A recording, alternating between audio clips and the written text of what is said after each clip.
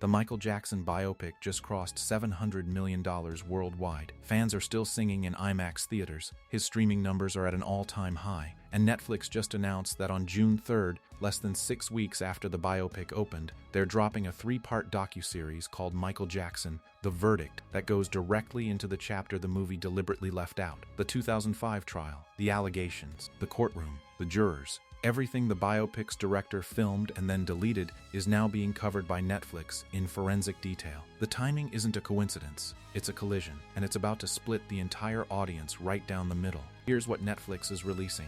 Michael Jackson: The Verdict is a 3-part docuseries directed by Nick Green and executive produced by former ABC News president James Goldston, alongside Fiona Storton and Candle True Stories. All 3 episodes drop on June 3rd globally. The series revisits the People v. Michael Jackson trial, the only time in his life that Jackson went to court to face the allegations against him. He was charged with multiple counts involving a 13-year-old cancer patient named Gavin Arvizo. The charges included 4 counts of inappropriate conduct with a minor, 4 counts of providing alcohol to a minor, 1 count of attempted misconduct, and 1 count of conspiracy. If convicted, he faced more than 20 years in prison. The trial took place in Santa Barbara County Superior Court under Judge Rodney Melville. It lasted 14 weeks. The jury was made up of 8 women and 4 men. On June 13, 2005, they delivered a not guilty verdict on every single count. Michael Jackson walked out of that courtroom a free man. He never returned to Neverland Ranch, and he never faced a criminal trial again.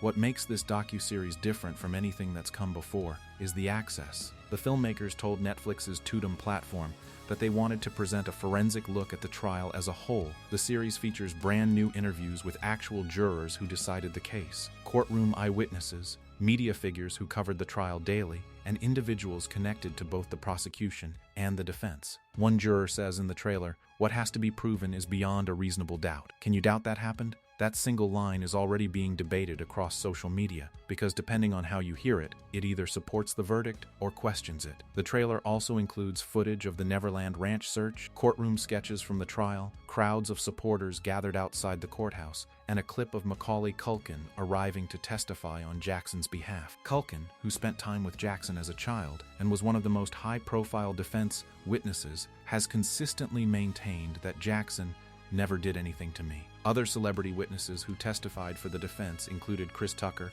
Jay Leno, and George Lopez. Now here's why the timing of this matters more than the content itself. The biopic Michael, directed by Antoine Fuqua and produced with the full cooperation of the Jackson estate, ends in 1988. It deliberately stops before any of the allegations enter the picture. The original 3rd act of the film depicted the 1993 investigation. Fuqua filmed scenes of the Neverland search. He told The New Yorker he shot Jackson being treated like an animal, a monster. Those scenes were cut after lawyers discovered a clause in a legal settlement that prohibited any depiction. 22 days of reshoots followed. The entire ending was rewritten, and audiences got a celebration instead of a confrontation. Netflix is now filling that gap, intentionally, while the biopic is still selling tickets, while the estate is generating record streaming revenue, while a sequel is being planned. Netflix is dropping a docuseries that covers everything the movie refused to touch, and they're doing it less than 6 weeks after the biopic opened. Viewers online are already calling the timing crazy smart marketing,